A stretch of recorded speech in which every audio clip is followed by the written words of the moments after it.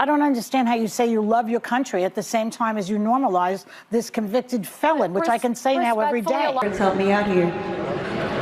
Oh, beautiful for spacious skies, for amber waves of gray. Carrie Underwood is making you look like a bunch of sissies.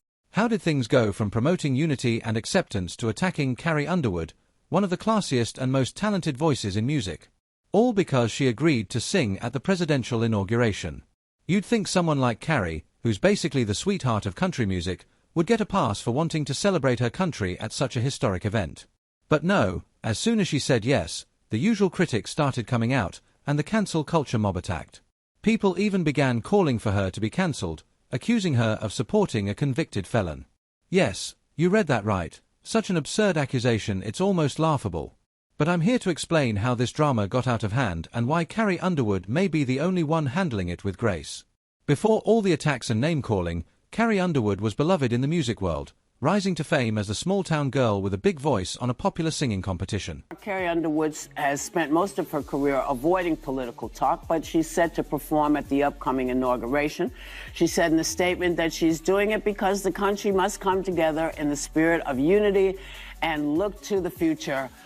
And lots of her fans aren't thrilled about it, but lots of her fans are. So let's put this in perspective here. What do y'all think?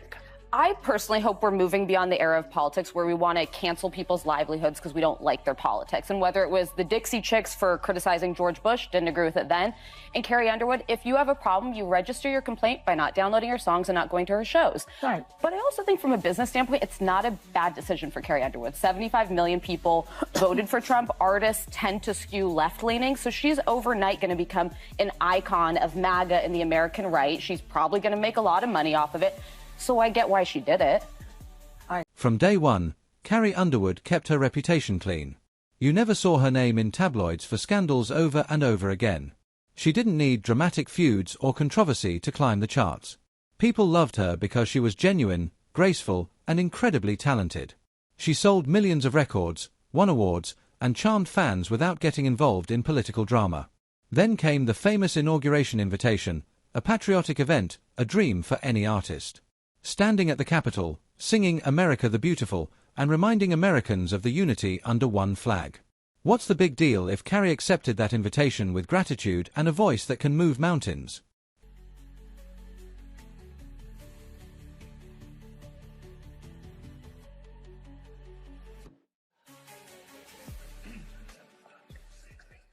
You know the words, help me out here. Oh, beautiful for spacious skies, for amber waves of... Well, according to her critics, it was enough to label her a megastar, and they called for her to be cancelled, boycotted, blacklisted, you name it. Some fans defended her on social media, but a wave of critics came crashing in, determined to bring her down, all because she stood on a stage and sang America the Beautiful. How dare she? Let's break down the moment Carrie made her decision. When she got the official call to perform at the inauguration, it was a huge honor. Instead of playing it safe, she proudly announced that she was thrilled to sing for the country she loves. She made a statement about unity, about how we all need to come together and look toward the future, about as uncontroversial as it gets, right? Well, you'd think so. Country music, I think I'll tell you right now, I wouldn't do it, even though I can't sing. You would not sing? No, I would not. I would not normalize him. And she says, I love our country. How do you love your country and support and normalize somebody who was a convicted felon who really wants to destroy the country, in my opinion? I don't understand how you say you love your country at the same time as you normalize this convicted felon, which I can say now every day. A lot of my family voted for Trump. They love the country and vote for him. I think that people make these decisions for a lot of reasons. Okay, fine. And I would not be the person to say don't do it, because I believe in free speech and everything about it. I personally would not do it. No one's asked me, but that's another story. I would love for you to do a roast at the Trump inauguration. Yeah. Okay. Oh, no one else had any thoughts? To the firestorm, social media exploded with people accusing Carrie of normalizing someone they despised. Some fans even demanded refunds for her concerts, and a few went so far as to threaten to never stream her music again. But guess what? A whole new wave of supporters came rushing in. People admired her for standing firm, not bowing to the pressure, and showing real backbone. Carrie wasn't just standing there, she was owning her decision, and a lot of folks respected that. While some celebrities were running and hiding from the president, Carrie wasn't afraid to show up and sing her heart out. Spa day. I'm not even going to tell you what I'm doing. Don't worry. I'm not telling. No, I'm not telling. I'm not telling. No, because it was always in the books. Who knew this was going to be the day that it shows? Because it's also a very interesting day, right? The 21st. It's Martin Luther King Jr.'s birthday. Yeah. Yeah. Wow. Yeah. And you can choose to celebrate it how you want. You can honor MLK. I'm going to honor him and at the And spa. get a spa At the spa. treatment. Well, as long as it's a free country and it holds, Yes. I would agree with everybody. It is a free country at the moment. Well, yeah. But it's up to us to make sure that doesn't start to change. Yes. Right. Well, that's we're trying. Well, we're trying, yes, and it's important not to forget that we have that right. It is up to us. Yeah. Now, there are other people performing too, and I don't really even want to bring it up. It was polarizing. Carrie's name was suddenly everywhere.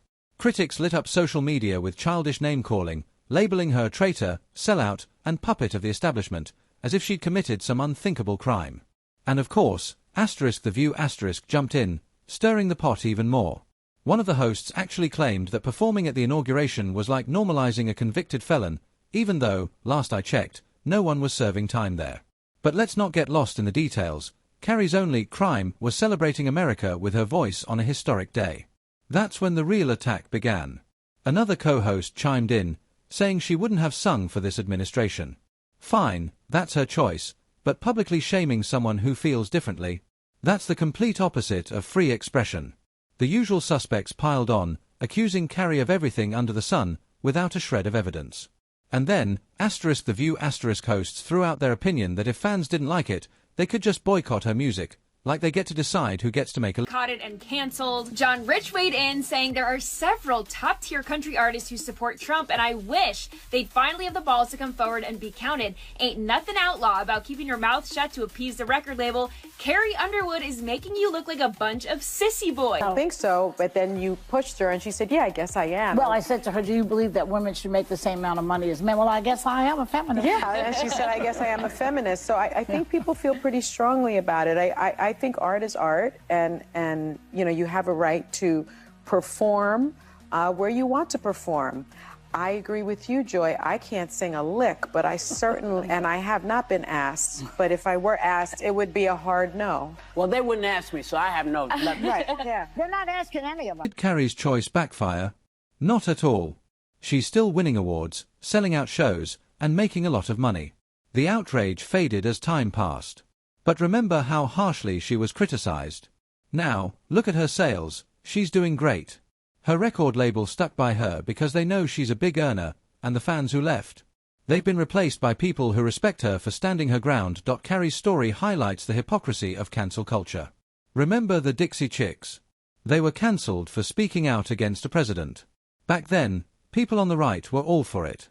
Now, the tables have turned, and those who once championed free speech are trying to shut down Carrie.